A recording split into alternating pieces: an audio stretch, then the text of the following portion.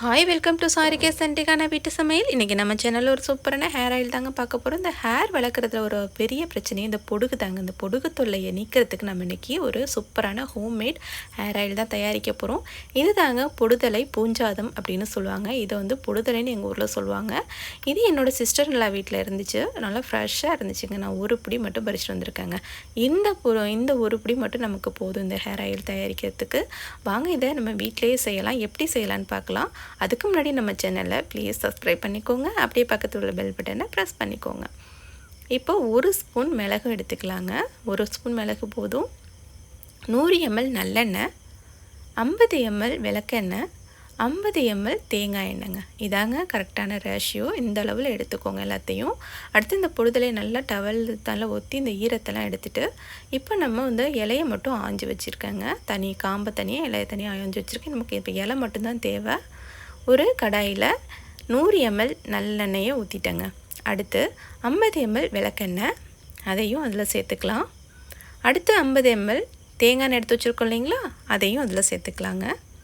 இந்த 3 எண்ணெயும் நம்ம இப்போ சேர்த்தாச்சு. அடுத்து இந்த பொடுதலையை சேர்த்துக்கலாம். எண்ணெயை சேர்த்து அடுத்த செகண்ட் நம்ம இந்த இலையும் சேர்த்துடணும்.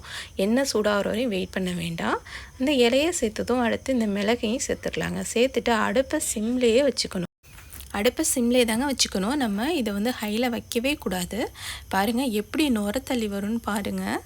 நல்லா நுரைச்சி வருங்க. நல்லா பொங்கி வரும் பாருங்கள். எவ்வளோ பொங்கி வருது பார்த்திங்களா? இந்த மாதிரி பொங்கி வரும். அதனால் நீங்கள் பாத்திரத்தை வந்து சின்னதாக எடுக்காதீங்க, பெருசாக எடுத்துக்கோங்க. அப்போ தான் அது பொங்கி கீழே ஊற்றாது. நீங்கள் சின்ன பாத்திரமாக எடுத்திங்கன்னா கண்டிப்பாக பொங்கி கீழே ஊற்றுறதுக்கு வாய்ப்பு இருக்குங்க. நான் எந்த மாதிரி பாருங்கள், இவ்வளோ ஆயில் தான் இருக்கிறதுக்கு நான் எவ்வளோ பெரிய பாத்திரம் எடுத்துருக்கேன் பார்த்திங்களா? அந்த மாதிரி எடுத்துக்கோங்க. அது மாதிரி எந்த ஹேர் ஆயில் நீங்கள் தயாரித்தாலுமே நீங்கள் இந்த மாதிரி ஸ்டீல் பாத்திரம் எடுத்துக்கோங்க, இல்லைன்னா அயன் பாத்திரத்தை எடுத்துக்கோங்க. இந்த அலுமினிய பாத்திரம் மட்டும் நம்ம இதை யூஸ் பண்ணக்கூடாது ஹேர் ஆயில் தயாரிக்கிறதுக்கு. ஓகே, நமக்கு 10 நிமிஷம் மட்டும் அது ரெடி பண்ணால் போதுங்க. 10 நிமிஷம் ஆயிடுச்சு, எல்லாம் நுரையெல்லாம் அடங்கிடுச்சு. இதை இப்போ நம்ம ஆஃப் பண்ணிடலாங்க. நமக்கு ஹேர் ஆயில் ரெடி ஆகிடுச்சுங்க. சூப்பராக ரெடி ஆகிடுச்சு. இப்போ நம்ம மறுநாள் மார்னிங் வந்து இதை நம்ம வடிகட்டி எடுத்துக்கலாங்க. மறுநாள் மார்னிங் ஆகிடுச்சு. இப்போ நம்ம இது பாட்டிலில் வடிகட்டிக்கலாங்க. இதை வந்து நம்ம தலைக்கு தேய்க்கும் போகிறதுக்கு முன்னாடி வந்து கொஞ்சமாக வார்ம் பண்ணிக்கோங்க.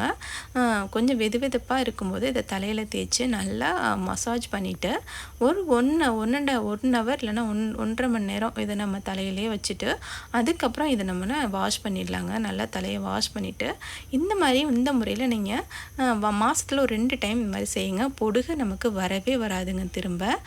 இது வந்து 3 மாதத்துக்கு இந்த ஆயில் வந்து நமக்கு வீணாக போகாது. ஒரு டைம் செஞ்சு வச்சிட்டிங்கன்னா 3 மாதத்துக்கு வீணாக போகாது. அளவு வந்து நீங்கள் எந்த அளவு தேவையோ அந்த அளவு எடுத்துக்கோங்க. இந்த மாதிரி நீங்களும் வீட்டில் ட்ரை பண்ணி பாருங்கள். எப்படி வந்துச்சுன்னு எனக்கு கமெண்ட்ஸ் பண்ணுங்கள். நம்ம வீடியோவுக்கு லைக்